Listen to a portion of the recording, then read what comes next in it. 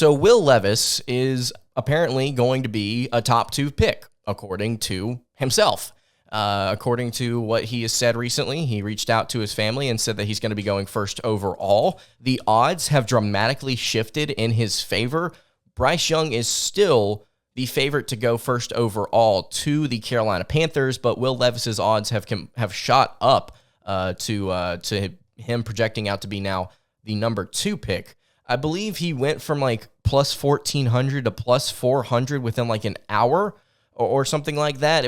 Point being, he has just really, really rocketed up there to potentially go to the Houston Texans. So before I kind of dive into things about him, where I think he's going to go, let's take a look at some of these options here for Will Levis. So the Carolina Panthers, obviously first overall pick. They're in need of a quarterback, among other things. They're going to take a QB. They traded up to do it. The Panthers are going to take a quarterback. It's looking like Bryce Young. Initially, it was reports were saying it was going to be C.J. Stroud, likely. It seems like they've moved on from that. I think, personally, C.J. Stroud should be the first overall pick, but I'm not mad at Bryce Young being first overall either.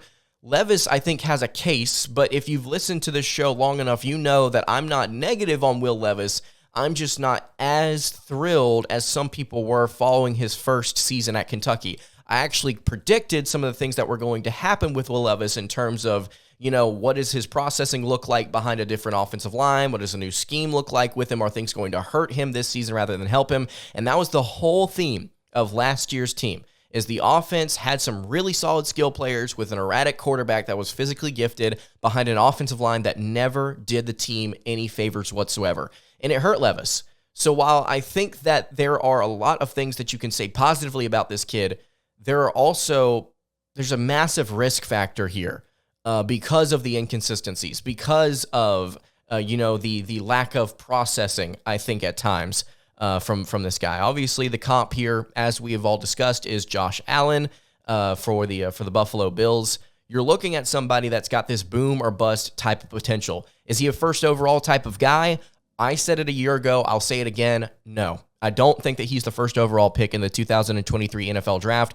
Maybe I get cold take 24 hours from now. I doubt it.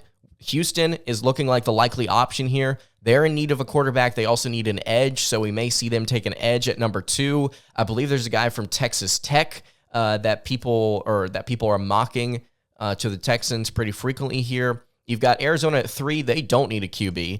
Indianapolis is an interesting spot. I think this is probably where Will Levis goes. I'm going to explain why in a minute. And then you've got the Seahawks at 5.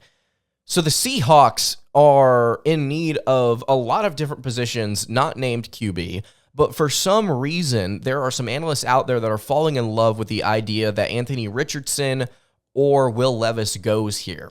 This is possible. I like Seattle. As a Kentucky fan, I would be perfectly fine with Levis going to Seattle at 5th overall.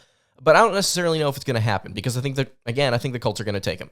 You've got the Detroit Lions at 6, who could take a quarterback, but I don't think they're going to. You've got the Raiders, who could take a quarterback, but I really don't think that they're going to. The Falcons could take a QB. The Tennessee Titans could take a quarterback if they really wanted to. And then the Houstons have a pick at 12, or the Houston Texans have a pick at 12. So I think that Houston and Indianapolis are the 2 spots that are extremely likely to pick up Levis. The Texans, because of what has happened with the odds recently, and then the Indianapolis Colts, because of what I think it would do for their fan base. So Indianapolis, for several years now, and I'm not going to speak on this like I'm, well-versed in what's going on with the Colts franchise. I'm not a Colts fan. I don't follow the NFL intently. I watch it, I read about it, I learn about it, but I'm not like scouring the internet for all things Indianapolis Colts.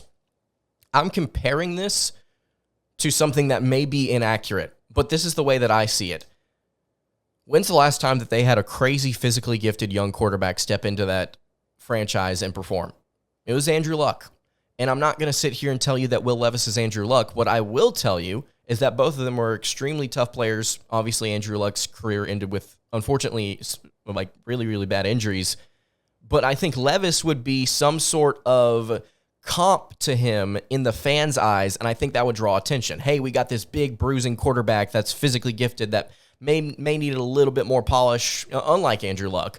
But he's got all the tools to be somebody that we can work on in the future. On top of this, Indianapolis is a place where they've had deadbeat after deadbeat after deadbeat 50-year-old QB come in there, where they've just decided with Carson Wentz and Matt Ryan, and there's one other that I can't remember right now, but they've just kind of been trading for old QB after old QB after old QB to either just barely miss the playoffs or get in and not do anything. Phillip Rivers is the quarterback that I'm forgetting. So right now, the Colts are in a spot where I think they're going to take a QB. I think that it's highly unlikely that Stroud and Young get picked underneath, or one of them gets picked underneath Will Levis. I think that the Texans, because of the odds, it makes sense now in my mind. Hey, look, Levis has all these different things that the Texans may be willing to take a chance on. Do they do that over Stroud? It's possible, but I don't think he's going first overall to the Panthers. I think it'll go Young. It will probably go Stroud. If you put a gun to my head and you force me to make a guess here, I'm not sure who the Arizona Cardinals are going to take at 3, and then at 4, I'm probably picking Will Levis to the Colts. So that's my thought process on all of that with Will Levis. I don't think he falls further than 12, because if he does fall to 12, the Texans will pick him up at 12 if they don't get a QB at 2. And if they end up going for an edge at 2, I mean, that also makes sense as well. But that's my whole thought process on where Will Levis is going in the draft. It's either going to be 2 or 4, no further than 12.